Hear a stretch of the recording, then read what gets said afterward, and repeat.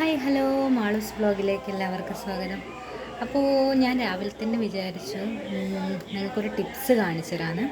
Tips എന്ന് വെച്ച് കഴിഞ്ഞാൽ നമ്മുടെ സീരിയൽ നടി സിനിമാ നടിയായ അംബിക ചേച്ചിയുടെ ഒരു ടിപ്സാണേ. അപ്പോൾ ഞാൻ ഇതിൻ്റെ ഇടയ്ക്ക് ഒരു ഇൻ്റർവ്യൂ കണ്ട സമയത്ത് പിന്നെ ചേച്ചീൻ്റെ സ്കിന്നിന് കുറച്ചൊരു ഗ്ലോ ആവാൻ വേണ്ടി യൂസ് ചെയ്യുന്നത് നമ്മൾ സാധാരണ ഒരു വെണ്ടയ്ക്കയില്ലേ, അപ്പോൾ വെണ്ടയ്ക്ക ഒന്ന് ജസ്റ്റ് മിക്സിയിലിട്ട് ഇതാക്കി അതിൻ്റെ ആ ഒരു പശവശപ്പും ആ ഒരു സാധനമാണ് മാം തേക്കുന്നതെന്ന് പറഞ്ഞു.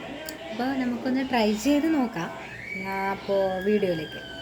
അപ്പോൾ ഞാൻ 2 വെണ്ടയ്ക്കയാണ് ഇവിടെ എടുത്തത്.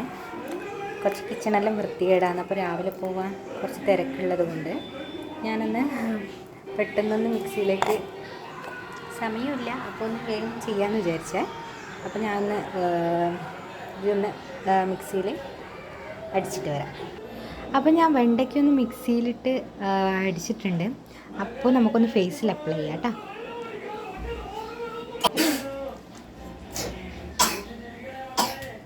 അപ്പോൾ ഒന്നാമത് ഈ വെണ്ടയ്ക്കേൻ്റെ സ്മെല്ല് വലുതായിട്ട് വലിയ പിടുത്തില്ല. അപ്പോൾ എന്നാലും ഒരാഗ്രഹം കൊണ്ട് ഞാൻ ചെയ്യുന്ന കേട്ടോ.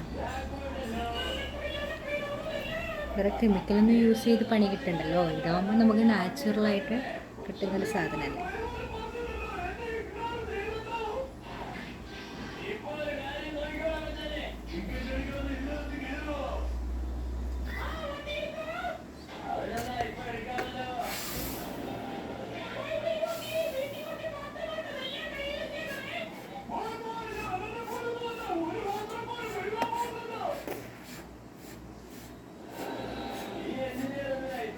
ഇത് ക്വാണ്ടിറ്റി ഒരുപാടുണ്ട് കേട്ടോ. 2 വെണ്ടയ്ക്ക എടുത്തിട്ടുള്ളൂ, പക്ഷേ ക്വാണ്ടിറ്റി ഒരുപാടുണ്ട്.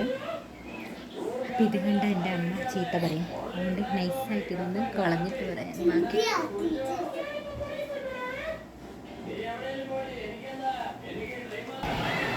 അപ്പോൾ ഗൈസ് ഞാൻ കളഞ്ഞിട്ട് വന്നു. അപ്പോൾ ഒന്നാമത് ടി വിൻ്റെ സൗണ്ടാണ്, എൻ്റെ മോൻ ടി വി കാണുന്നതാണ്.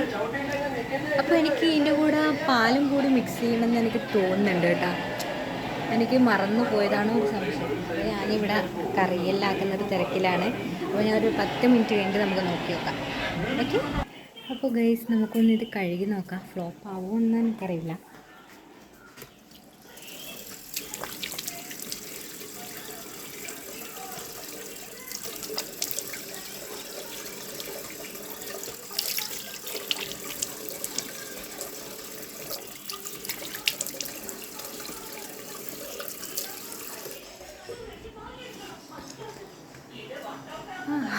കുറച്ചൊരു പോലെ ഉണ്ട് എന്ന് തോന്നുന്നു എനിക്ക്.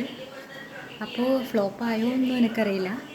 ചെറിയൊരു വ്യത്യാസമുണ്ട് തോന്നുന്നല്ലേ. നമുക്കിനി അടുത്ത തവണ പാലും വെണ്ടയ്ക്കയും കൂടി മിക്സ് ചെയ്ത് നോക്കാം. അപ്പോൾ ഈ ചെറിയൊരു വീഡിയോ അത്രയേ ഉള്ളൂ. അപ്പോൾ എനിക്ക് ഗ്ലോ ആയോ എന്നറിയില്ല. അപ്പോൾ നിങ്ങൾ കണ്ടിട്ടുണ്ടെങ്കിൽ കമൻറ്റ് അറിയാം. വേറെ ഒന്നും പറയാനില്ല. Okay, by.